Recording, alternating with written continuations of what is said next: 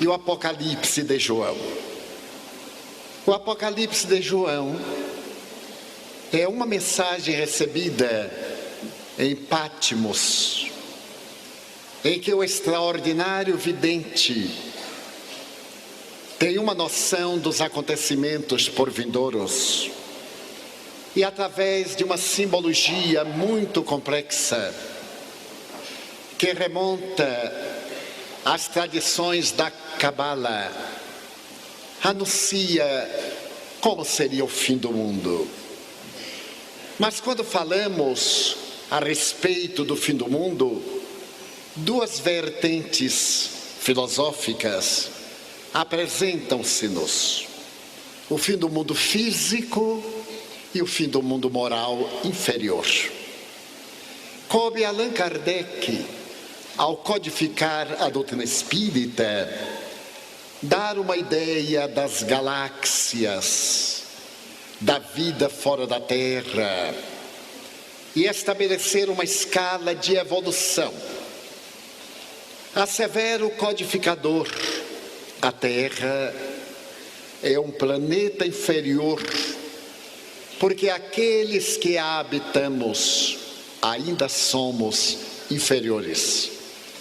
Mas como existe uma graduação em tudo no universo, do átomo até o arcanjo, que também já foi átomo, conforme a resposta à questão 540 de O Livro dos Espíritos, os planetas, as galáxias também evoluem. E Allan Kardec estabelece que o nosso planeta já não é um planeta primitivo, conforme no começo da evolução da criatura humana. Hoje, graças à própria inteligência que gerou a ciência, a tecnologia de ponta, a Terra é um planeta muito agradável, com as convulsões que fazem parte da sua estrutura geofísica.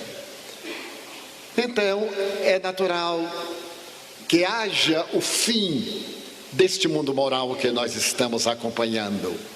Neste momento, no Sudão, milhares de pessoas estão morrendo à fome. Na mais terrível seca dos últimos 100 anos, que tomou conta daquela área miserável. A ONU conseguiu estabelecer que a fome irá dizimar 3 milhões de pessoas.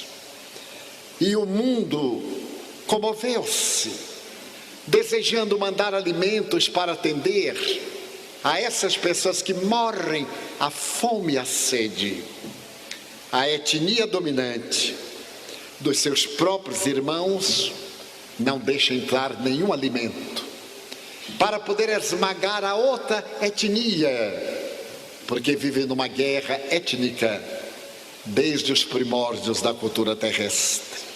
Então ali é uma região inferior, na qual expungem os terríveis crimes aqueles do colarinho branco, os que desviam as fortunas que poderiam ser aplicadas na educação, na saúde, no repouso dos anciãos, nas recreações dos trabalhadores, e conseguem transferir, como determinada autoridade, $1 bilhão.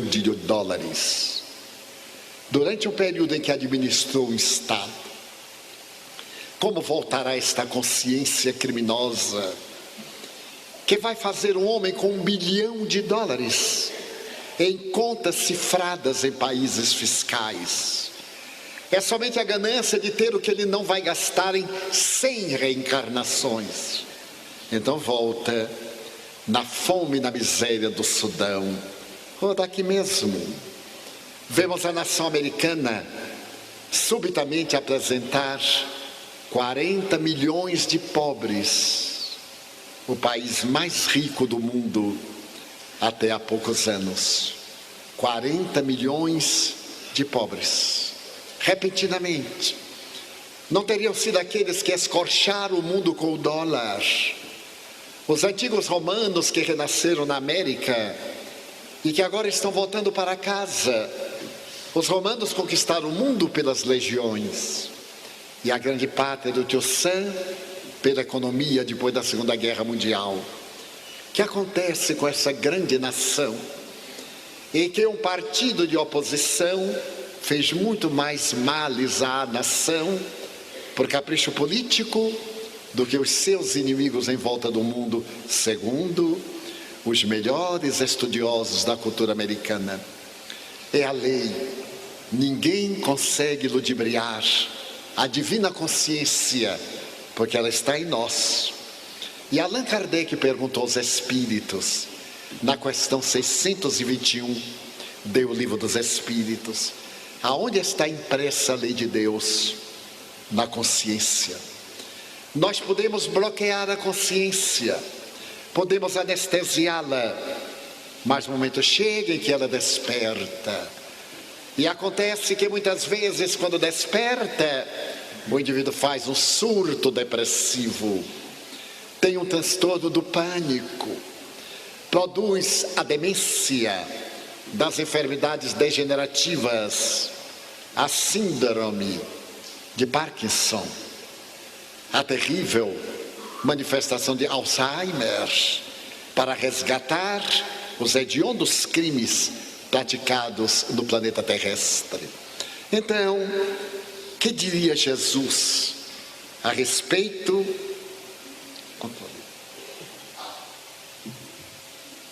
Mudar o slide. Que diria Jesus a respeito disso? Como seria essa mudança operada no planeta? É necessário que busquemos no Evangelho do Mestre a resposta hábil para podermos entender o que se passa no âmago da criatura humana.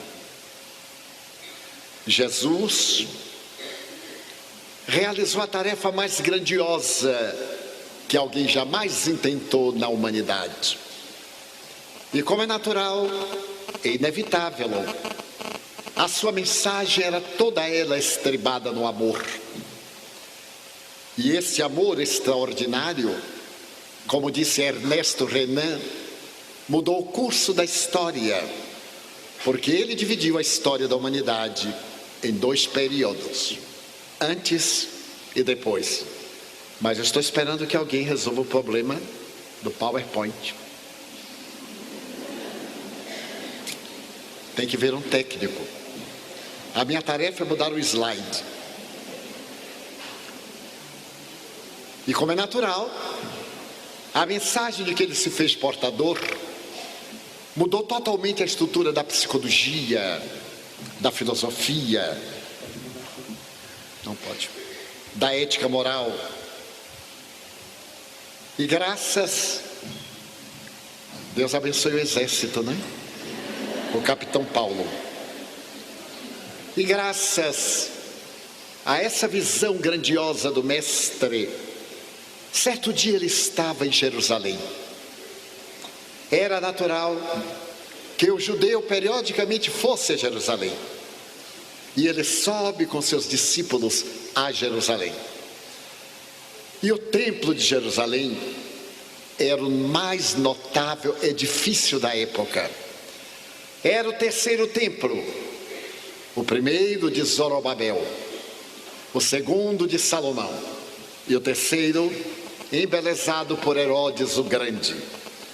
Então, ao sair Jesus do templo, disse-lhe um de seus discípulos: olha, mestre, que pedras e que edifícios. Disse-lhe Jesus: vês estes grandes edifícios? Não ficará pedra que não seja derrubada. Estando ele sentado no Monte das Oliveiras, defronte do templo, perguntaram-lhe em particular Pedro, Tiago, João e André: dize-nos, quando sucederão estas coisas? E que sinal haverá quando todas elas estiverem para se cumprir? Jesus começou a dizer-lhes: vede que ninguém vos engane. Muitos virão em meu nome, dizendo: sou eu, e enganarão a muitos. Quando, porém, ouvides falar de guerras e rumores de guerras, não vos assusteis, porque é necessário que assim aconteça, mas ainda não é o fim. Que previsão notável deste homem! Hoje no Brasil nós temos alguém que se diz Jesus, o célebre INRE, que periodicamente aparece na televisão.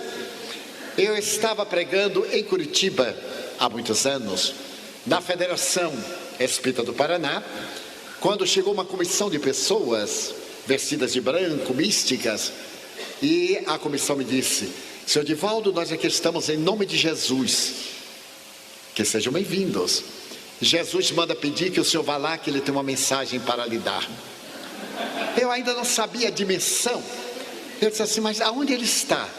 Está em tal endereço. Então eu me dei conta que era sério. Eu disse: mas foi alguma comunicação mediúnica? Não. Em carne e osso, Jesus de Nazaré, rei dos judeus, INRE. Eu digo: ah, meu filho, eu agradeço muito, mas ele não tem nenhuma mensagem para me dar. Eu é que tenho uma mensagem para dar a ele. Que cale a boquinha e não perturbe os outros.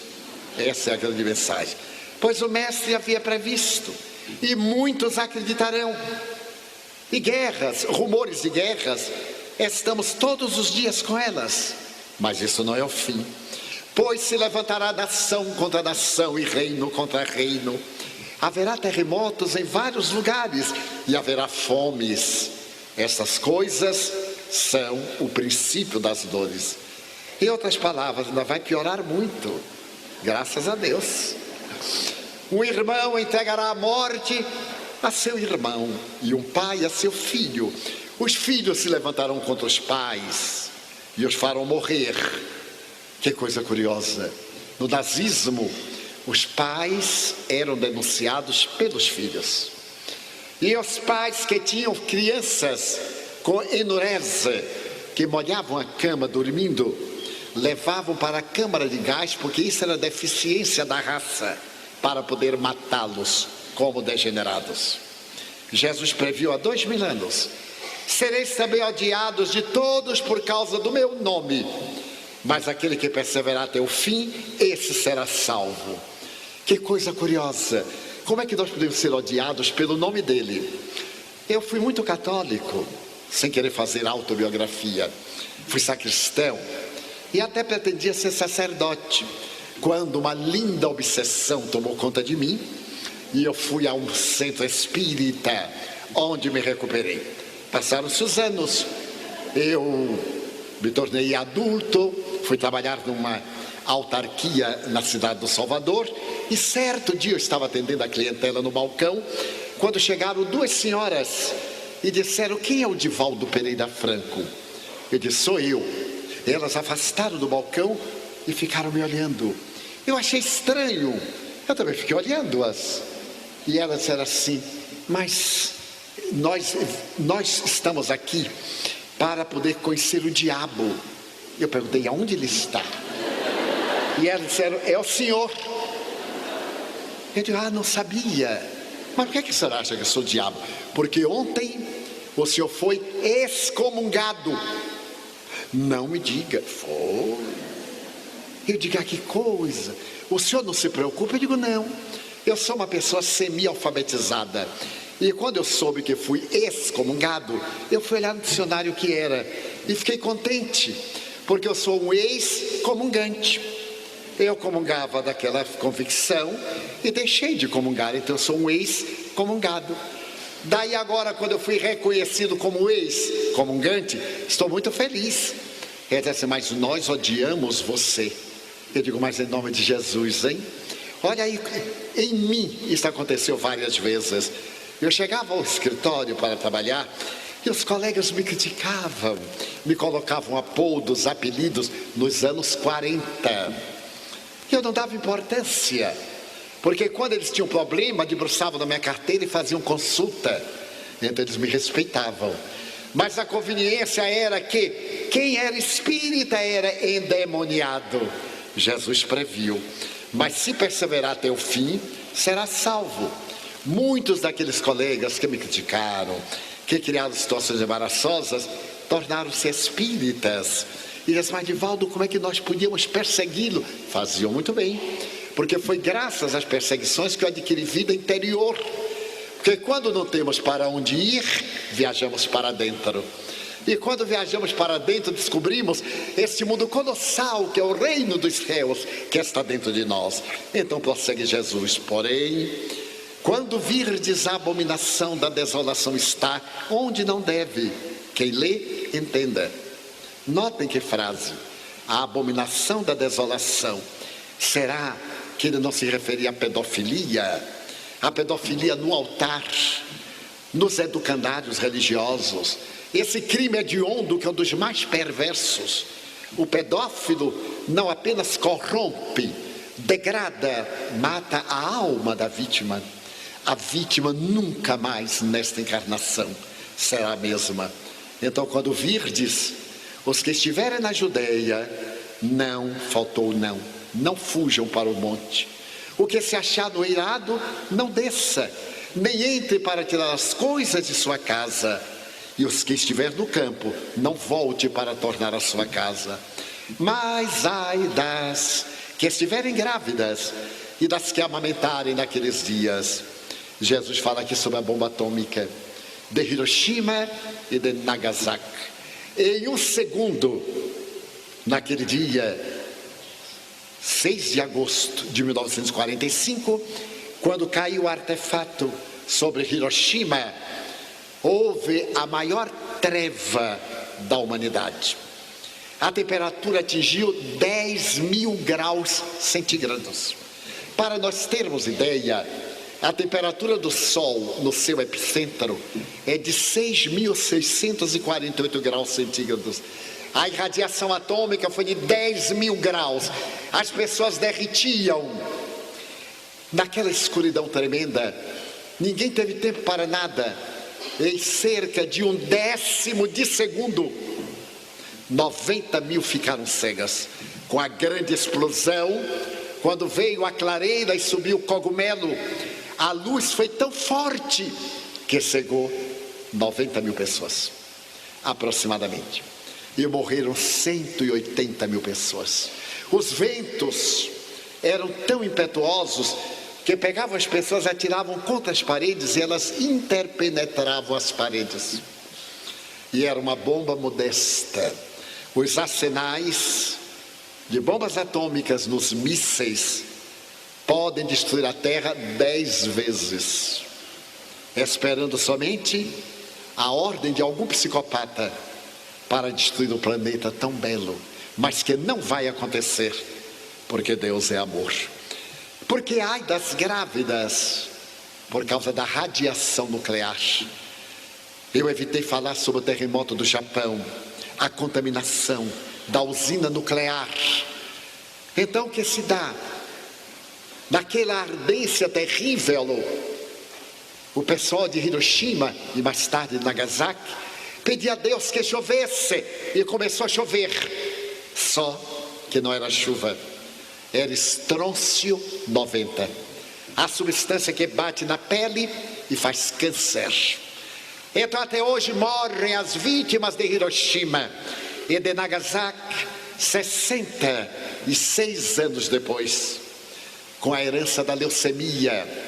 As grávidas que tiveram filhos leucêmicos, as que amamentaram com o leite portador da radiação nuclear. Jesus então anuncia: então rogai que isto não suceda no inverno, porque aqueles dias serão de tribulação, a qual nunca houve desde o princípio da criação por Deus feita até agora, nem haverá jamais. Não aconteceu mais. Se o Senhor não abreviasse aqueles dias, ninguém seria salvo, mas por causa dos eleitos que Ele escolheu, os abreviou. Então, se alguém disser: eis aqui o Cristo, ou ei-lo acolá, não acrediteis. Levantar-se-ão falsos cristos e falsos profetas, e farão milagres e prodígios para enganar os eleitos, se possível fora. Então, estai vós de sobreaviso, de antemão vos tenho dito todas estas coisas. Mas também a irreflexão de falsos médiuns, que incorporam espíritos sublimes como Jesus, Maria, profetas, e andam anunciando o fim do mundo. Não acrediteis, já nos pediu Jesus desde aquela época. Então nós temos aí a previsão do fim do mundo moral, deste mundo de misérias. E Jesus então disse: não se turbe o vosso coração, credes em Deus, crede também em mim. Na casa de meu Pai há muitas moradas. É fascinante notarmos a beleza deste homem incomparável, porque à sua época a terra tinha a forma de um disco, a capital era Jerusalém, e quem viajasse no mesmo sentido caía no abismo e era devorado pelos dragões. Este era o conceito do universo. Então ele vem nos dizer que essas lâmpadas mágicas, como eram chamados os astros, lanternas mágicas que Deus colocou na noite para clareá-las, não, há muitas moradas. Ele antecipa gloriosamente essas moradas, que são as galáxias, através das observações pelo singelo telescópio de Galileu, e graças aos cálculos matemáticos, foram se ampliando infinitamente os horizontes do universo, explicando-se como são e de que se constituem esses ninhos que oscilam fulgurantes além da imaginação humana, cantando a exuberância do que Jesus, com sabedoria e eloquência, designara como moradas da casa de meu Pai. Fascinante, diz Joana de Ângeles, nos anos 70, nos 100 bilhões de sóis da Via Láctea e nos 100 milhões de galáxias que aproximadamente existem, na sua quase totalidade maiores do que a nossa, palidamente se configuram os planos do universo, desafiando a inteligência humana, a fim de que o homem penetre no amor e o amor responda sobre a grandeza da vida. Além delas, vencendo distâncias inimagináveis, impondo perplexidade às mentes mais audaciosas, foram recentemente detectadas as quasares, que são fontes quase estelares de radiação, as pulsares, as manchas espaciais e supernovas, que produzem brilho de até 10 milhões de vezes mais. Na minha imaginação não consigo uma claridade 1000 vezes maior do que esta, 10 milhões de vezes mais brilhantes do que a radiação do Sol, cantando as glórias de Deus.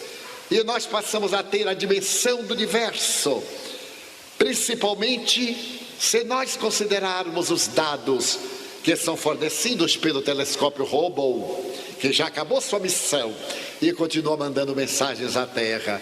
Qualquer um pode abrir na internet e ver nascer galáxias da poeira cósmica, e ver os buracos negros devorando galáxias, que são milhões, bilhões de astros, cantando as glórias excelsas.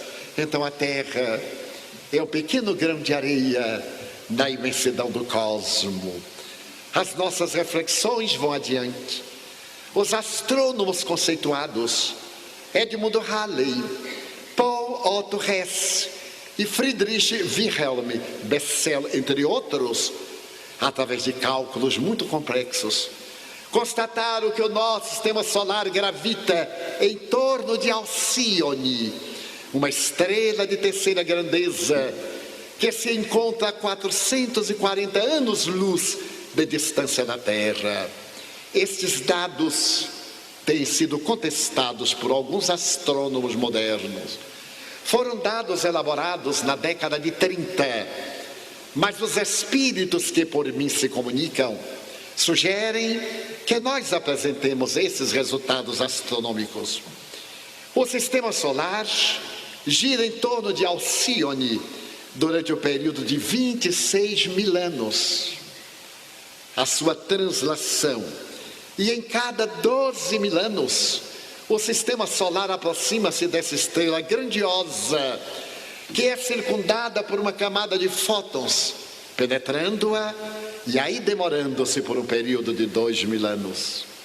Vamos observar que fenômeno galáctico, que manifestação astronômica dirigida pelo pensamento de Jesus. Há 12 mil anos aconteceu o fenômeno que foi estudado pelos indianos antigos como sendo o período da treva ou de Kali Yuga, quando o nosso planeta começou a ser habitado por seres humanos inteligentes. Na época em que aqui chegaram os espíritos que vieram da constelação do Cocheiro, que vieram para a transmutação do corpo humano, adquirir a forma que tem hoje, os exilados de Capela, que nos fazem lembrar da linguagem da Bíblia, o momento em que Lúcifer é expulso do paraíso. A Bíblia é mitológica. Então o paraíso era aquele mundo na constelação do Cocheiro. E porque o progresso é inevitável, alguns permaneceram no mal, foram expulsos e vieram para a Terra, que era um planeta primitivo. O mesmo está acontecendo agora. Os maus da Terra não se reencarnarão mais no planeta terrestre, para não lhe perturbar a marcha da evolução. Eles irão exilados para o mundo inferior, enquanto os espíritos nobres que habitaram o planeta nesse largo período histórico e espíritos de outra dimensão virão reencarnar na Terra para promover o progresso do nosso planeta. Então nós vamos ver, acreditam esses estudiosos, que a partir do ano de 1972, o sistema solar vem se adentrando nesse envoltório de fótons, e que a partir de 1978, a Terra começou a penetrar nessa camada de energia que produz uma certa luminosidade, resultado da excitação molecular, que não tem calor, nem proporciona sombra. Quer dizer que nós estamos próximos de Alcíone, uma das 7 estrelas das Pleiades, na constelação de Touro, que pode ser vista de olho nu. Elas fazem parte da mitologia grega, as célebres estrelas que fascinaram os antigos. Então, de Alcíone, espíritos nobres se reencarnarão na Terra e promoverão o progresso da humanidade. Nós podemos observar isto na nova geração. As crianças de hoje são tão diferentes de quando eu era criança, mas isso também foi no começo da humanidade. De outras crianças, eu lhes contarei que no mês de março eu estava visitando o interior de Goiás e fui a uma cidade. Estava nessa cidade com um grupo de amigos. Quando terminada a conferência, eu vim para a residência que nos hospedava para fazer um pequeno lanche e deitar-me. A família tem uma filhinha de 4 anos, uma menina encantadora. E eu estava conversando quando ela chegou, linda. Veio, pôs a mão nos meus 2 joelhos e olhou-me como adulto, porque a criança de hoje nos olha em igualdade de condições. Então ela me diz assim: vô, Divaldo. Eu disse: olá, eu quero lhe fazer uma pergunta. Pois não, me arrependi depois. Pois não, tio Divaldo, suavizou, né, porque chamou tio. Tio Divaldo, quem fez Deus? Eu digo: não acredito. Mas não perdi o aplomb. Olhei para ela, sorri e disse: o amor. Ah, e quem fez o amor? Foi Deus. Ela disse: tem lógica, não é? E foi embora. Eu digo: não é possível que este Satanás me venha perturbar. Tem lógica. 4 anos de idade. E um amigo me contou. Esse amigo tem 70 anos, é mais jovem do que eu. E adora computador. mas gente velha não aprende, não adianta. O computador foi inspirado por Deus, mas foi feito por Satanás. Quem tem mais de 50 anos pode desistir, aprenda só a digitar e agradeça a Deus. Eu fui datilógrafo, muita gente nem sabe o que é. Tenho diploma e lutei anos contra esta fera, até que um amigo me seduziu e disse: Divaldo, não adianta, você vai ficar superado. E eu terminei entrando nesta. Mas por mais que eu leia os manuais, por mais que os meus filhos, meus netos me expliquem, daí a 20 minutos já me esqueci. É uma coisa trágica. Então um amigo meu de 70 anos veio me queixar: Divaldo, eu só não morro porque não me lembro na hora. Eu estava digitando, quando de repente ficou tudo branco. Eu aí chamei meu netinho, tem 6 anos. Fulano, venha cá. O que é que aconteceu, o neto? Aí disse assim: vó, Ctrl, Shift, ESC. Volta tudo. E aí ele fez com os dedinhos, voltou. Ele saiu, foi brincar. E eu continuei. Mas o dedo do velho bate no lugar que não existe. A tela novamente degenerada. Ele já ficou irritado. Ô fulano. E o meninozinho veio: o que é que aconteceu com este monstro? Vó, olhe bem, o senhor prende aqui, ESC. Aí voltou. Ele disse: mas não é possível. E o capeta se foi. Pela terceira vez, ele mudou as letras. Então ele chamou o neto já irritado: vem aqui. Aí o menino chegou, olhou para ele e disse assim: vó, como é que você vivia antes de eu nascer?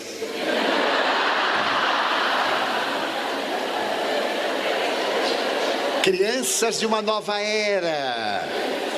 Essas crianças vêm sendo estudadas há 10 anos por uma equipe de psicólogos, de psiquiatras americanos e europeus, que as denominaram de crianças índigo.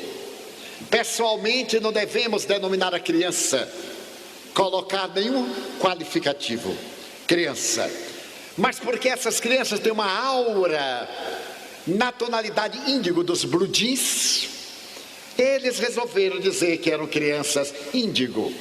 E algumas que tinham uma aura tão transparente que eles denominaram crianças cristal. E eu fiz uma série de conferências sobre isso, até nos Estados Unidos. Publicamos um livro.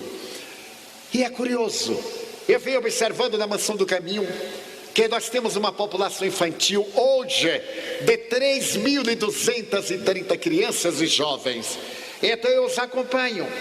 A inteligência, nós tivemos na Mansão do Caminho, nos lares, entre muitos, um menino índigo. A criança índiga vai mudar a terra. Por certo, os senhores aqui têm desses filhos irrequietos, que então são os hiperativos. Muito cuidado quando os médicos receitarem Ritalina. Muito cuidado. A chamada droga da obediência. O cérebro começa a atender o impositivo da droga. E quando chegar na adolescência, ele sai da Ritalina para o crack. Porque o cérebro está condicionado. Mas como acalmá-las? Conversando. É necessário que os pais voltem a ser os educadores. Que a família seja a primeira escola, que o lar seja o primeiro educandário. Essas crianças vão obrigar os pais a voltarem para casa, porque os pais saíram de casa para ganhar dinheiro, para dar coisas aos filhos, porque não querem dar-se aos filhos. É muito fácil dar coisas, mas dar-me. Então eles vão exigir diálogos. Não adianta bater na criança hiperativa, na criança DDA, não adianta. Só o diálogo, porque são crianças de outra dimensão, que vêm preparar um mundo novo. O diálogo, o amor. Mas eu dizia que nós tínhamos na Mansão do Caminho um deles, e era um menino terrível. Eu usei todas as técnicas possíveis.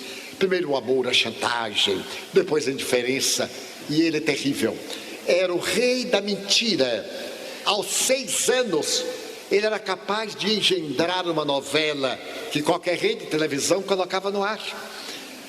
Mas como é o período da imaginação, o período lúdico, eu então procurei um meio de fazer ele entender o que era mentira e o que é verdade.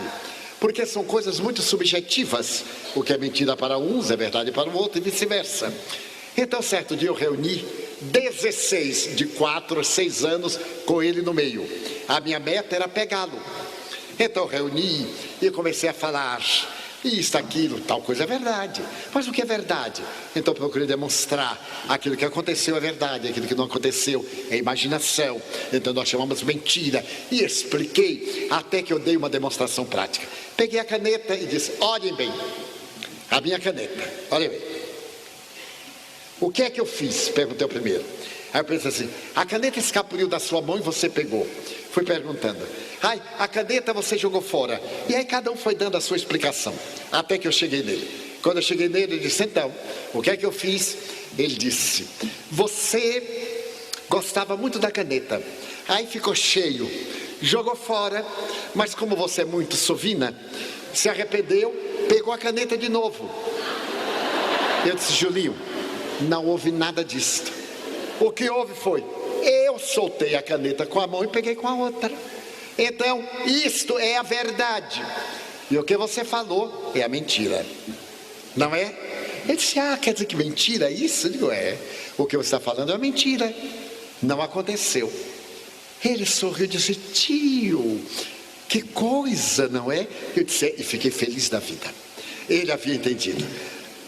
Uma semana depois, eu estava na minha sala. E criança sempre está no lugar errado na hora que não deve. E ele estava na minha sala e eu não vi. Então, o interfone toca.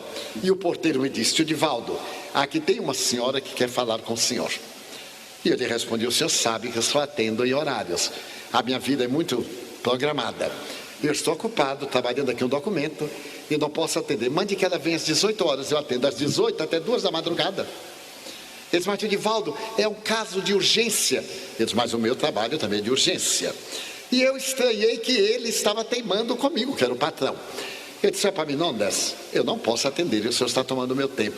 Mas tio, eu estou com tanta pena dela. Eu digo, o senhor resolva. Por que eu tenho que resolver? Mas ela quer falar com o senhor. Eu me irritei, naquele tempo eu me irritava. Hoje não, acostumei. Eu disse, assim com a voz bem suave, eu digo, então, diga que eu não estou, tá bem? E bati o fone.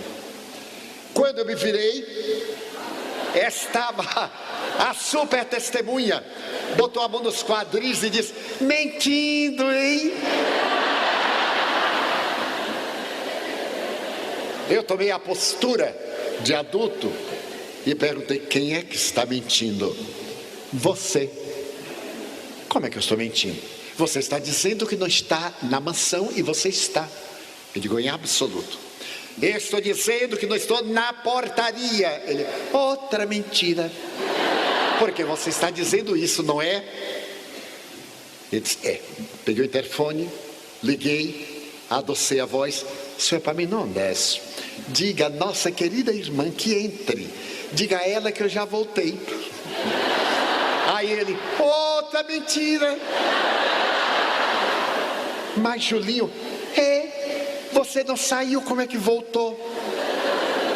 Como eu me arrependi do conselho que eu tinha dado. Eu então chamei Julinho. Você é tão criança, mas não sou bobo, né tio? Ele digo, não é bobo. É sabido até demais para o meu gosto. Mas é assim, as pessoas às vezes obrigam nós a mentirmos. Nós dizemos, eu não posso atender. Aí a pessoa fica insistindo. Então eu não estou. Chama-se mentira branca, porque não prejudica ninguém. E disse, é verdade? Eu digo, verdade. E quando é uma mentirona, eu digo, é uma mentira negra. Puxa, tio, até na mentira tem preconceito racial, não é? Eu digo, Julinho, desencarne, por favor, vá, desencarne. Demorei 1 mês para me reabilitar e para ele me perdoar. Então são crianças especiais. Elas não aceitam mentira, não aceitam suborno, não aceitam ameaça, porque elas vêm para uma era nova, elas aceitam o amor, a orientação, o esclarecimento, a lógica.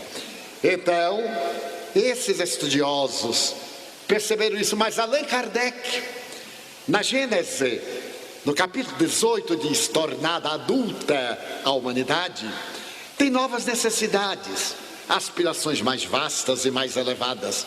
Despoja-se em consequência das faixas infantis e se lança impelida por irresistível força para as margens desconhecidas em busca de novos horizontes menos limitados.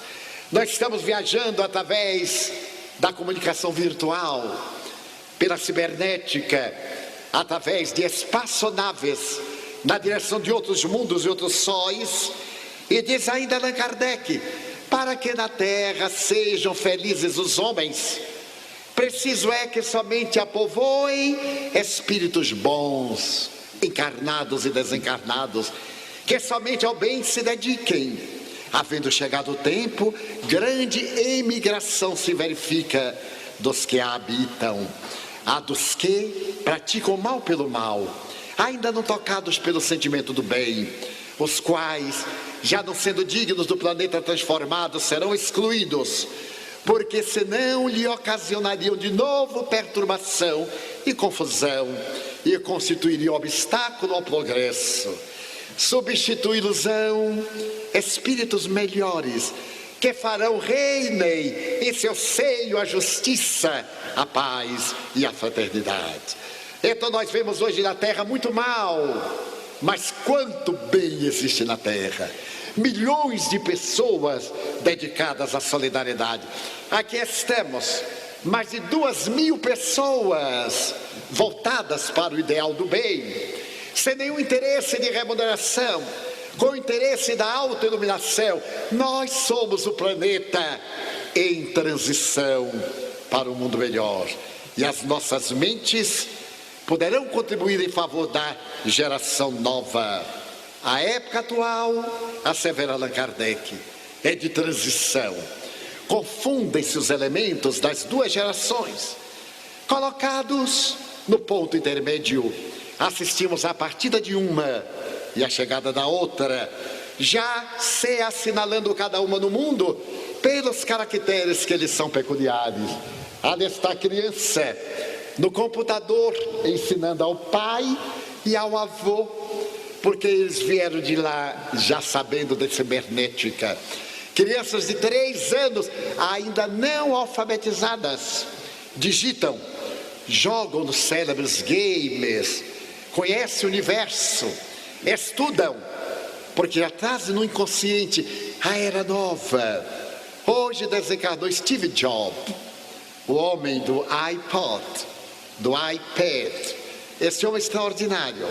Mas eu tenho um amigo que é muito curioso, e como nós brasileiros nunca ficamos atrás de nada, os americanos e os europeus conseguiram criar o iPhone, o iPad, o iPod, e nós nordestinos criamos o aipim, vulgo mandioca ou macaxeira, mas nós criamos também o aipim. Os americanos criaram o trabalho extraordinário do McDonald's, e nós do Nordeste, Maccheira. Também temos muita imaginação. É a geração nova. Esse mundo de tanta barbaridade, há tanta bondade. Eu me surpreendo com a bondade das criaturas humanas, ao lado de tanta coisa trágica. Eu viajo muito, mais de 260 dias por ano, aos 84 anos. Não tenho nem reumatismo, nem artritismo, não tenho tempo de ter nada, não dá tempo. Também não durmo.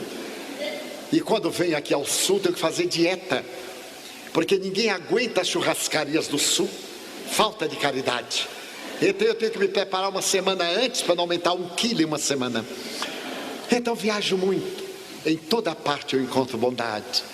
Estavam chegando Nilson, meu primo irmão mais velho do que eu, 2 anos, a Paris, e saltávamos na estação de Leste. Chegávamos de Londres, e como nordestino levávamos uma mala grande e uma outra mala de livros, e não conseguimos encontrar um carro Saltamos no trem a quase 500 metros da plataforma de saída. Todos se foram e ficamos nós. Durante a viagem, 2 indianos dialogavam muito com os filhos. E um deles veio conversar comigo, pequenino, e eu fiquei brincando. Foi a minha salvação. Porque de repente aqueles 2 indianos saem de qualquer lugar, fotografando, era a primeira vez que iam a Paris. E eles nos viram, a mala enorme, a sacola enorme e os 2 velhotes. A gente carregava uma, ia e voltava. Ia chegar no outro dia da saída. Então um dos rapazes olhou e disse: aceita ajuda? Eu digo: meu Deus, Pai Nosso. Eu digo: aceito, claro. E a sua bagagem? Não, minha mulher leva. Porque mulher de indiano nasceu para carregar a bagagem do marido. E eles carregaram as 2 bagagens minhas e as 2 bagagens do Nilson. E foram: venham, podemos ir depressa? Eu digo: e aguentam com a bagagem? Aguentamos. E nós fomos correndo atrás, fazendo 2 cachorrinhos poodle. E eles parecendo 2 jumentos ou 2 camelos, com aquelas malas no total de mais de 35 quilos. E então sorriram, chegaram, meus amigos esperavam do lado de fora. Era uma viagem internacional. E então eu olhei para os 2 e comecei a agradecer. Um deles voltou-se para mim e disse: não agradeça, é dever. Eu então me lembrei que entre os indianos há uma saudação fantástica. Colocam-se as 2 mãos e dizem Namastê, que significa: o Deus que está em mim saúda o Deus que está em você. Então me voltei para eles: Namastê. Eles disseram: fala sânscrito? Eu digo: só esta palavra. Abraçamos-nos, estranhos. Em todo lugar encontramos bondade. Então, quando eu estava no campo de concentração de Auschwitz, Joana de Andes, a grande psicóloga do além, me disse: meu filho, cada um de nós tem metade judeu e metade nazista. Depende do nosso ponto nevrálgico. Somos capazes de dar a vida para salvar outra vida. E somos capazes de roubar outra vida se nos perturbar. Então, na grande transição planetária, nós iremos sair dessa transição para o estado de anjo permanente, conforme as tradições. E disse Allan Kardec: opera-se presentemente um desses movimentos gerais, destinados a realizar uma remodelação da humanidade. A multiplicidade das causas de destruição constitui sinal característico dos tempos, visto que elas apressarão a eclosão dos novos germens. E como Kardec examina as desgraças que se abatem sobre a terra, é lei da natureza a destruição? Perguntou ele às entidades venerandas em O Livro dos Espíritos, na questão 728. E os Espíritos responderam: é preciso que tudo se destrua para renascer e se regenerar, porque o que chamais destruição não passa de uma transformação que tem por fim a renovação e melhoria dos seres vivos. Quem vê uma floresta abatida pela tempestade e vem a bonança e ela recomposta, o incêndio que devasta e logo depois a força da natureza que traz de volta a floresta, os animais que quase foram extintos e a vida novamente frondeja. E Allan Kardec volta a perguntar: com que fim fere Deus a humanidade? Por meio dos flagelos destruidores, que tsunamis, terremotos, erupções vulcânicas. E os Espíritos disseram: para fazê-la progredir mais depressa. Já não dissemos ser a destruição uma necessidade para a regeneração moral dos espíritos que em cada nova existência sobem um degrau na escala do aperfeiçoamento? Preciso é que se veja o objetivo para que os resultados possam ser apreciados somente do ponto de vista pessoal do vosso, os apreciais. Daí em que os qualificais de flagelos, por efeito do prejuízo que vos causam. Essas subversões, porém, são frequentemente necessárias para que mais pronto se dê o advento de uma melhor ordem de coisas e para que se realize em alguns anos o que teria exigido muitos séculos. Então o progresso multiplica-se por si mesmo. Eu me recordo do primeiro computador que eu tive, e agora eu tenho esse computador, mas tenho um iPad. Já estamos aí agora com os tablets. A facilidade de, em um pequeno tablet do tamanho de um livro, termos uma biblioteca de 2.000 livros e fazermos tudo o que um computador ainda não é capaz de fazer, graças aos sistemas dos chips, da miniaturização. Então nós podemos carregar a Biblioteca Nacional em um pequeno aparelho que é só abrir, comprimir e saber manipular os sites, os símbolos que ali estão. Uma melhor ordem de coisas, para que se realize em alguns anos o que teria exigido muito séculos. Então veio Job, que é vítima de um câncer de pâncreas, e deixa esse tesouro notável do conhecimento da cibernética ao lado de outros, inevitavelmente. Então, o Dr. Fritjof Capra, na sua obra notável do ponto de mutação, esse físico quântico diz: a crise atual não é apenas uma crise de indivíduos, de governos ou de instituições sociais. Aí está a crise do euro, a nova ameaça sobre a terra. Aqui está a crise moral em nosso país. É uma crise de dimensões planetárias. Como indivíduos, como sociedade, como civilização e como ecossistema planetário, estamos chegando ao momento decisivo. É um professor de física quântica e diz mais: enquanto a transformação está ocorrendo, a cultura declinante recusa-se a mudar, aferrando-se cada vez mais, obstinada e rigidamente, às suas ideias obsoletas. As instituições sociais dominantes tampouco cederão seus papéis de protagonistas às novas forças culturais, mas seu declínio continuará inevitavelmente, e elas acabarão por desintegrar-se, ao mesmo tempo que a cultura nascente continuará ascendendo e assumirá finalmente seu papel de liderança.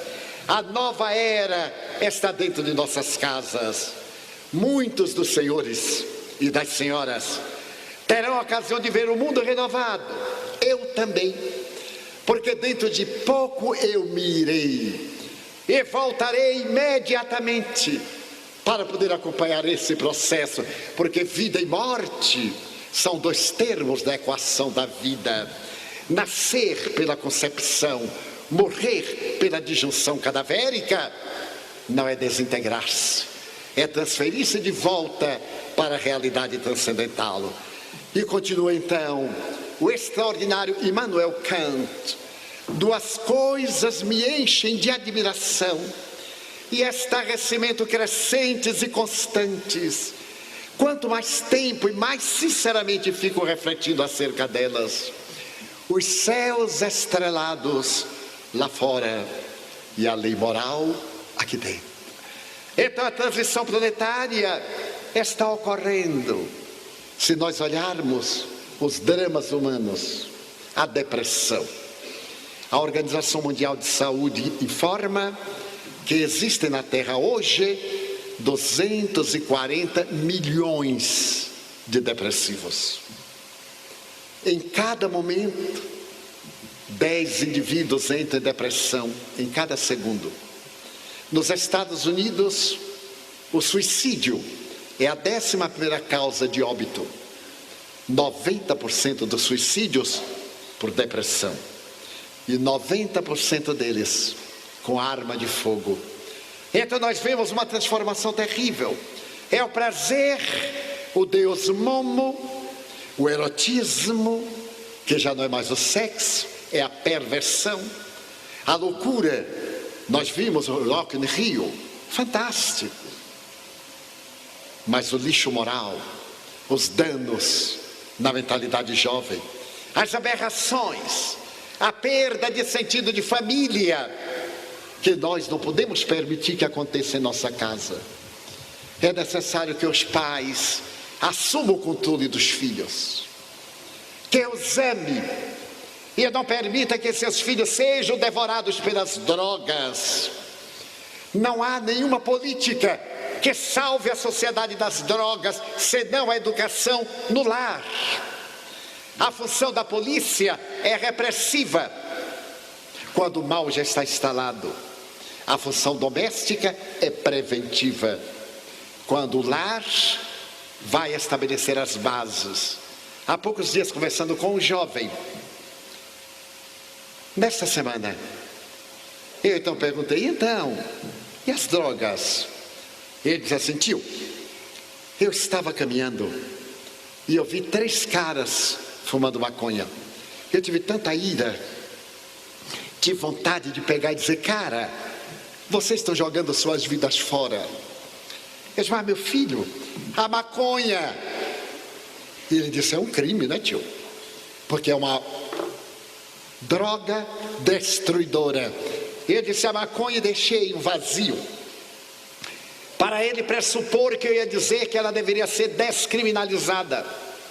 Mas ele logo arrebatou a palavra e disse, mas ela é crime. Eu disse, exatamente, porque cria condicionamento. A maconha abre a porta para as drogas químicas, para as drogas aditivas, para a perda do sentido. Mas a quem cabe essa tarefa? Ao governo, à polícia, ao psicólogo? Aí já é a terapia curadora. Essa tarefa cabe aos pais, desde o berço. Nós educamos na Mansão do Caminho 684 órfãos, alguns deixados na lata do lixo, que nós adotamos como filho biológico. E é como lá ninguém fuma, ninguém usa bebida alcoólica, todos mantemos uma ética de comportamento moral. Nenhum dos nossos 684 filhos derivou para a droga. Nenhum deles trouxe as marcas de haver sido jogado fora. 38 trabalham conosco na instituição como funcionários e 46 como voluntários, adultos. Eu já tenho bisneto. E então eu lhes pergunto, para fazer uma análise, nós fomos muito enérgicos com vocês, e esses filhos sentiam. Nós educamos os nossos filhos conforme fomos educados. Nenhum bebe, nenhum usa droga. Então diz Allan Kardec que a educação não é a educação adquirida dos livros, a educação moral, essa que se adquire em casa. A educação dos valores é que vai salvar a sociedade. A melhor terapia de amor, portanto, é em casa. Contar histórias ao filhinho na hora de dormir. Evitar o bicho-papão. Evitar a empregada eletrônica, que é a televisão ou que é o computador. Bloquear os sites de pedofilia, os sites de emagrecimento compulsório, os sites de suicídio. Adolescentes que se matam e se filmam e jogam na internet para mostrar como é fácil suicidar-se. E nossos filhos estão lá e os pais não têm a menor ideia, não entram no quarto para olhar quais são os sites e com quem eles estão mantendo correspondência. É respeito à liberdade. Qual liberdade? Liberdade de uma criança, de um adolescente? Mas ele ainda não sabe discernir. A liberdade é com responsabilidade. E isso começa no lar. Essa é a grande proposta de Jesus. Deixai que venham as minhas criancinhas, porque de tais é o reino dos céus. Isto é, daquele que tiver a pulcritude, o sentimento de nobreza, a ingenuidade, a pureza, em qualquer fase. Então nós temos esta infância feliz. A transição planetária está ocorrendo. As entidades venerandas dizem que no próximo decênio nós já estaremos no mundo de regeneração, no mundo melhor, de paz. Preparemos nossos filhos para esse mundo maravilhoso. Preparemos-nos para nós quando voltarmos. Alguns estarão idosos e irão desfrutar dessa primavera de bênçãos, sem as grandes tragédias da poluição. porque não haverá mais a poluição mental. Então, neste momento, nós iremos dizer: meu Deus, como eu gostaria de dizer-te que eu amo a vida, que para mim é bela e é consentida. Muito obrigado, Senhor, por tudo que me deste, por tudo que me dás. Obrigado pelo ar, pelo pão, pela paz. Obrigado, Senhor, pelos olhos que me permitem ver a beleza dos céus, a ave ligeira que corre no infinito, a beleza das flores de todas as cores. E diante da minha visão, contemplar os céus que se debatem na escuridão, que transitam na solidão, que choram na escuridão. Por eles eu oro e eu te imploro com miseração, porque eu sei que depois desta lida na outra vida, eles também chegarão. Muito obrigado, Senhor, pelos ouvidos meus, que me foram dados por Deus, ouvidos que ouvem o tamborilar da chuva do terreiro, a melodia do vento nos ramos do olmeiro, e as lágrimas que vertem nos olhos do mundo inteiro, ouvidos que ouvem a música do povo que desce do morro na praça a cantar, a melodia dos imortais. A gente ouve uma vez e não esqueça nunca mais. A voz melodiosa, canora, melancólica do boiadeiro, e a dor que geme, que chora no coração do mundo inteiro. Pela minha faculdade de ouvir, pelos surdos eu te quero pedir, porque eu sei que depois desta dor do teu reino de amor, voltarão a ouvir. Muito obrigado, Senhor, pela minha voz, mas também pela sua voz, pela voz que canta, que ama, que alfabetiza, que ilumina, que trauteia uma canção, e que o teu nome profere com dulce da emoção. Diante da minha melodia, eu quero rogar pelos que sofrem de afasia. Eles não cantam de noite, eles não falam de dia. Oro por eles, porque eu sei que depois desta prova na vida nova, eles cantarão. Obrigado pelas minhas mãos, mãos que aram, mãos que semeiam, mãos que agasalham, mãos de ternura, que libertam da amargura, mãos que apertam mãos dos adeuses, mãos de poesias, de cirurgias, de sinfonias, de psicografias, pelas mãos que socorrem a velhice, que tiram o suor das vidas e enxugam lágrimas doloridas, pelas mãos que no seio embalam o corpo de um filho alheio, sem receio, e pelos pés que me levam a andar sem caminhar. Obrigado, Senhor, porque eu posso bailar. Diante do meu corpo perfeito, eu vejo na terra aleijados, marcados, amputados, paralisados, que se não podem movimentar. Eu oro por eles, porque eu sei que depois desta expiação, na outra reencarnação, eles também caminharão. Muito obrigado por fim, pelo meu lar. É tão maravilhoso o teu lar. Não é importante se ensinar uma missão, uma vida miséria, um duplex, um bangalô, seja lá o que for, mas que dentro dele exista a figura do amor de mãe, ou de pai, de mulher, ou de marido, de filho, ou de irmão, a presença de um amigo, alguém que nos dê a mão, porque é muito doloroso viver na solidão. Mas se eu a ninguém tiver para me amar, nem um teto para me agasalhar, ou uma cama para repousar, nem um cão para me acompanhar, nem aí eu reclamarei, porque eu te tenho a ti, e te quero dizer obrigado, Senhor, porque eu nasci. Obrigado, Senhor, porque eu creio em ti, pelo teu amor. Obrigado, Senhor, pela sua atenção. Muito obrigado, Senhor.